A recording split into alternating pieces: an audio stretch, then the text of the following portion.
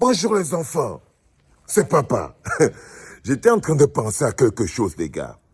Ça dit que Mbargangele se lève, il sort, il parle à Moutenguene, il trouve que les routes sont en train de lui faire mal, les routes sont cassées, il vient se plaindre.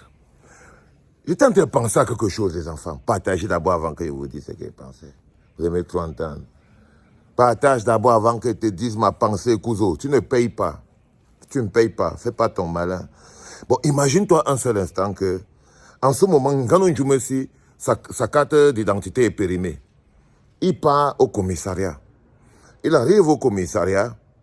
Il trouve le rang des gens qui, depuis 2 ans, ont fait la demande de la carte nationale d'identité. Ils sont toujours avec le répissé.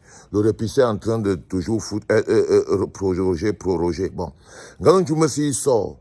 Il vient maintenant. Il passe à la télévision. Il dit à la télévision que il est entré, il est parti au commissariat pour faire la carte.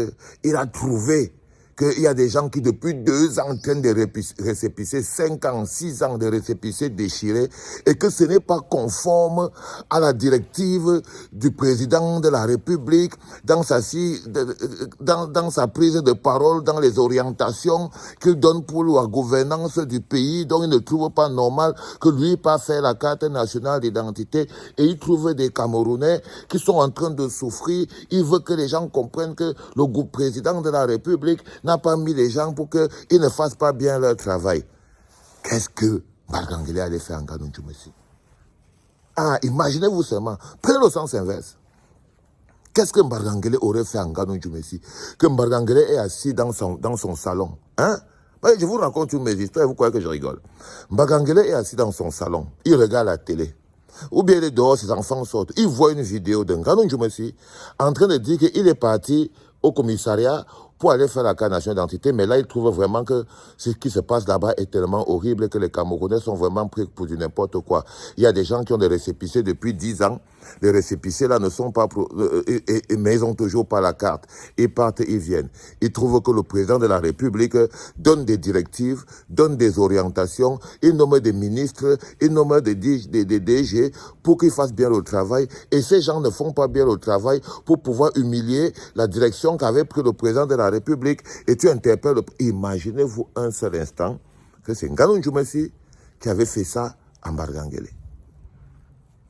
Mbargangele l'aurait arrêté.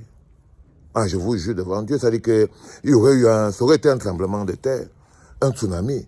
Ça veut dire que là où vous êtes là, vous devez voir que la posture d'abord de Mbargangele, pour lui, le ministre des Travaux n'est rien du tout. C'est comme un de ses enfants. C'est comme un de ses enfants qui peut gronder. Donc, il sort comme ça, la formulation tant. Donc, c'est ça que je voulais partager avec vous. Je veux que vous réfléchissiez là-dessus. Imaginez-vous un seul instant que c'est Mbargangele, que c'est Nganou Ndjumesi, qui lui a été venu à la télé pour dire qu'il est parti pour faire sa CNI. Il a trouvé des gens qui ont encore les récépissés de 10 ans et non pas. Vas-y, dis-moi un peu, d'après toi, qu'est-ce qu'il allait faire, le gars? Qu'est-ce qu'ils allaient faire, les gars? Parce que c'est comme ça que ça va commencer à se passer. Oui, c'est comme ça que ça va commencer à se passer. Pour se dédouaner, les gars vont commencer à se finga. On appelle ça le fingato. Je voulais vous poser ça. Allez, amusez-vous bien. C'était papa.